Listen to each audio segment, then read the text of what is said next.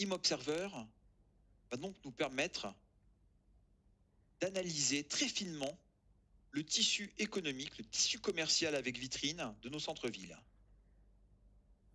Comme nous l'avons dit, une fiche détaillée agrémente ImObserver et présente ces fameux 160 champs descriptifs.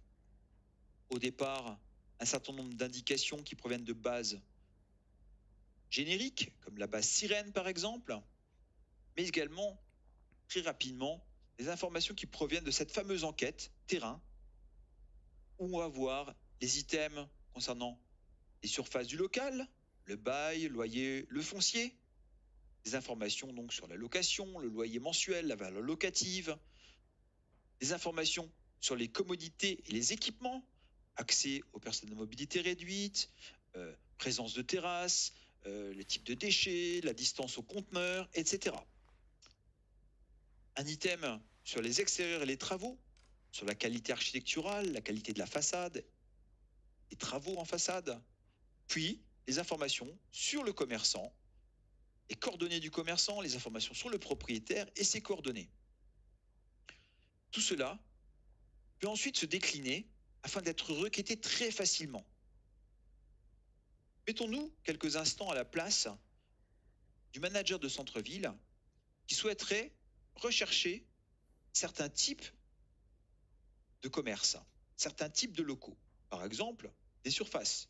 Ça, ce sont des choses qui sont très communément mobilisables et que recherche très communément la manageuse de centre-ville de Thionville.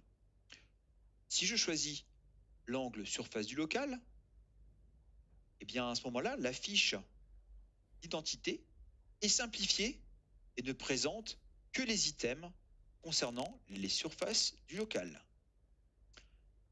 Très facilement, avec ce petit entonnoir, nous allons pouvoir faire une requête purement graphique. Tout est extrêmement simple.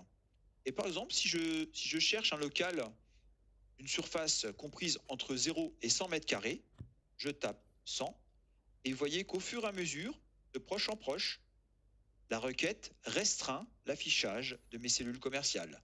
Je vois qu'il y en a 302 qui répondent à ce critère sur l'ensemble de mon territoire d'étude. Bien entendu, je peux avoir une vision tabulaire de ma requête et l'exporter dans un tableur. Machina Campus a intégré dans cette application tout un tas de couches qui proviennent de l'open data et notamment d'OpenStreetMap.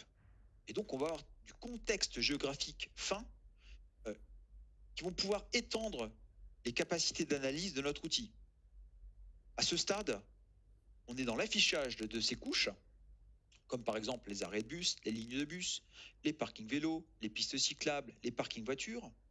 Mais dans les développements envisagés à court ou moyen terme, vous souhaiterez intégrer des notions, par exemple, d'isochrone entre les parkings des voitures, entre les arrêts de bus et les différents secteurs de notre centre-ville. Nous donne quelque chose de très intéressant, par exemple, sur l'évolution de la vacance. On a une représentation des commerces, cette fois-ci, dans des petits cylindres.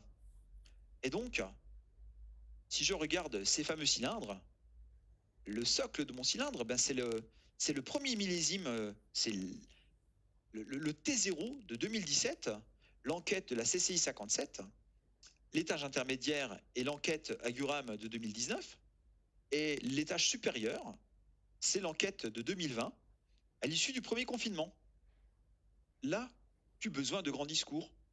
La simple visualisation de cette carte dynamique, puisque bien entendu, chacune des cellules nous permet de savoir exactement de quoi il s'agit, quelle a été la modification, etc. Grâce à cette carte, on va tout de suite voir si des secteurs sont en état de vacance structurelle, par exemple, ou au contraire, si on a une vacance qui vient d'apparaître, ou s'il y a eu une vacance intercalaire, par exemple.